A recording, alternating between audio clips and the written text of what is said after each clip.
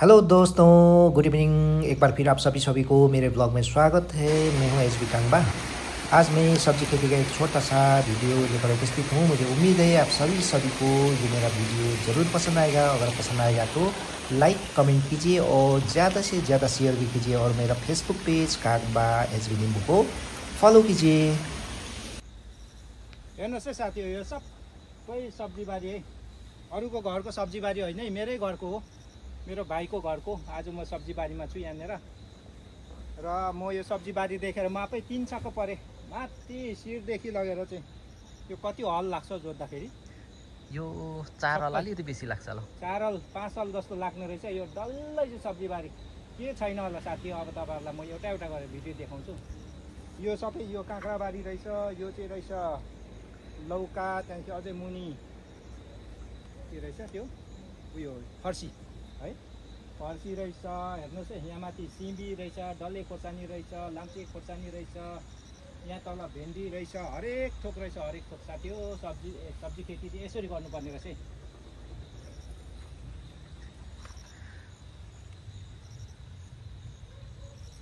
कसै साथी हो, घिउ सिमी चाहिँ बोरा बोरामा छ, 4-5 बोरा रहेछ। यो मैले पनि सब्जी पाइहालेँ।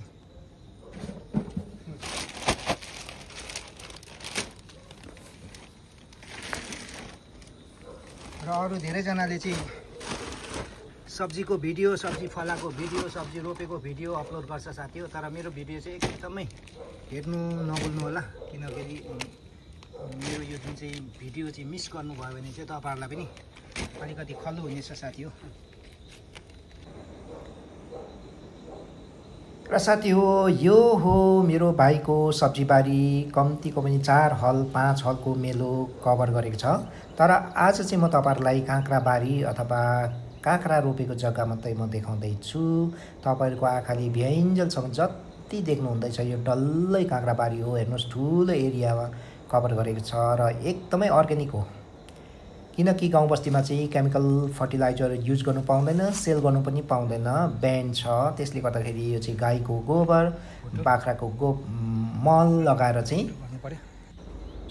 रोपेको फलाएको काँक्रा हो साथी हो। हेर्नुहोस्, यो काँक्राबारी देख्दाखेरि चाहिँ मलाई पनि जोस जाँगर चलेर आउँछ। तपाईँहरूलाई पनि त्यस्तै हुँदो होला। र यति साह्रो मजाले फलेको छ। काँक्रा पनि फलिसकेको छ र बेच्ने बेला भइसकेको छ। किनभने काँक्रा चाहिँ अलिकति कलिलैमा बेचेको चाहिँ राम्रो हो र खानेलाई पनि मजा आउँछ। किन्नेले पनि कलिलै काँक्रा खोज्छ र यो चाहिँ सप्लाईको लागि चाहिँ रेडी भइसकेको हो। र एकपल्ट टिप्दाखेरि चाहिँ कम्तीको पनि 2 मन 3 मन काँक्रा निक्लिन्छ है साथी हो यहाँनिर। र यो यत्रो ठुलो एरियामा काँक्रा खेती गर्नु भनेको त निकै साह्रै कुरो हो नि त। र हामीले पनि गर्न सकिन्छ, इम्पोसिबल, असम्भव त छैन। अलिकति जग्गा चाहिन्छ, मलजल चाहियो, सबैभन्दा ठुलो चाहिँ मेहनत चाहियो। यति छ भने चाहिँ हामी पनि गर्नु सकिन्छ। तर मुखले चाहिँ सकिन्छ, तर गर्नु चाहिँ निकै साह्रै पर्छ साथी हो। यति साह्रो बाक्लो फलेको छ, यति साह्रो मजाले फलेको छ काँक्रा। महँगो पनि छ, अहिले दाम पनि राम्रो छ काँक्राको, सागसब्जीको। किनभने भर्खर निक्लिँदा चाहिँ यति साह्रो फ्रेस, यति साह्रो अर्ग्यानिक। अब हेर्नुहोस् न, एकै ठाउँमा 2वटा 3वटा काँक्रा फलिरहेको छ। र आज चाहिँ मेरो पनि राम्रो भयो। भाइले सागसब्जी पनि मलाई पनि टिपिदिएको छ 1 झोला। र अहिले चाहिँ म भाइको यहाँनिर सब्जीबारीमा छु। किनकि अरूको सब्जीबारीमा त यसरी डुल्नु, भिडियो गर्नु दिँदैन साथी हो, गुटाइ खान्छ होला।